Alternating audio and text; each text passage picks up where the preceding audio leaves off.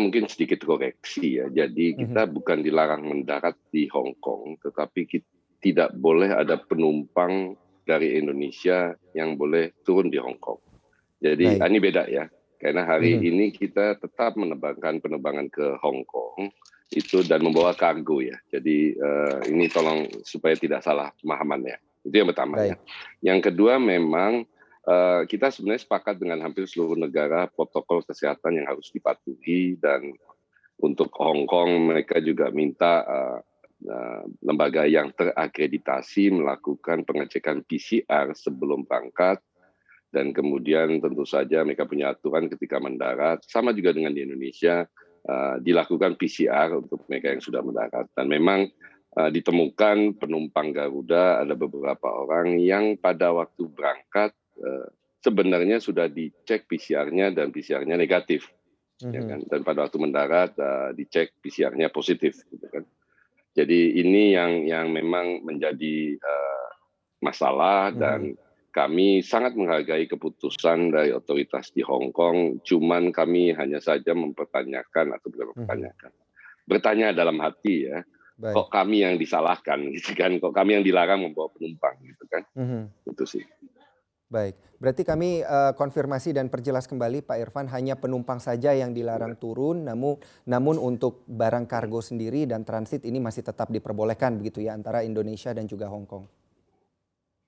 Ya, kebetulan kita tidak ada penerbangan transit, jadi kita nggak terlalu Mhm. concern, hanya saja kita terus-menerus fokus ke kargo, dan kargo ini bukan hanya dari Jakarta, tetapi juga Mhm. kita kirim dari Bali dan dari Surabaya, khususnya marine product ya, ke Hong Kong. Jadi ini terus Baik. kita akan lakukan sambil tentu saja kita tidak membawa penumpang. Mhm. Baik.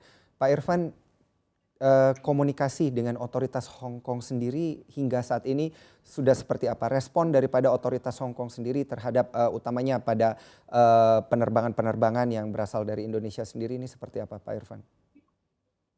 Ya, kami menghargai dan menghormati ya policy Mhm. dari masing-masing otoritas ya. Salah satunya adalah melakukan pengecekan PCR dan menyatakan bahwa ini orang positif gitu kan ya. Dan Mhm. kami pertama yang jelas adalah ini gini, maskapai ini kan membawa penumpang ya. Mhm. Kami tidak dalam posisi menyatakan bahwa orang itu boleh naik atau tidak dari sisi maskapai ya, dari sisi maskapai. Dari sisi Mhm. aturan kita hanya dibolehkan membawa penumpang apabila terbukti yang bersangkutan bisa menunjukkan ini surat-surat yang menyatakan bahwa dia ini negatif. Gitu. Jadi ya kita bawa gitu kan. Mhm. Dan ketika dia di sana positif, itu haknya Hong Kong. Gitu. Yang kami pertanyakan adalah kok kaminya juga ikut dipersalahkan, gitu kan? Mhm. Kan ini Baik. bisa menjadi persoalan berkepanjangan ketika misalnya Indonesia melakukan yang sama kepada setiap maskapai yang membawa penumpang dan terbukti PCR, terus kemudian maskapainya dilarang masuk bawa penumpang, gitu kan? Ini akan jadi Mhm. masalah berkepanjangan gitu. Hari ini pemerintah Indonesia ketika ada maskapai asing yang membawa penumpang memberi surat teguran, tapi besoknya masih tetap boleh membawa penumpang juga. Baik.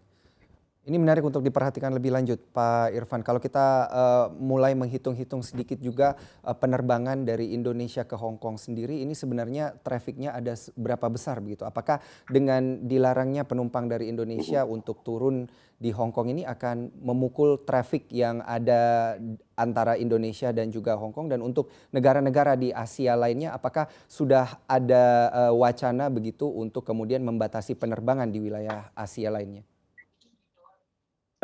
Kembali lagi, Mhm. kami sih ikut aja bahwa ketika misalnya kami tidak dibolehkan membawa penumpang. Tapi yang jelas hari Mhm. ini kami masih tetap terbang. Kenapa? Karena kita sangat fokus di kargo.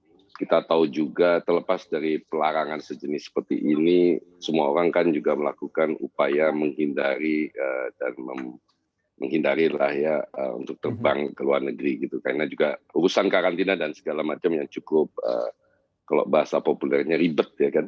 Jadi mendingan nggak usah terbang lah gitu kan.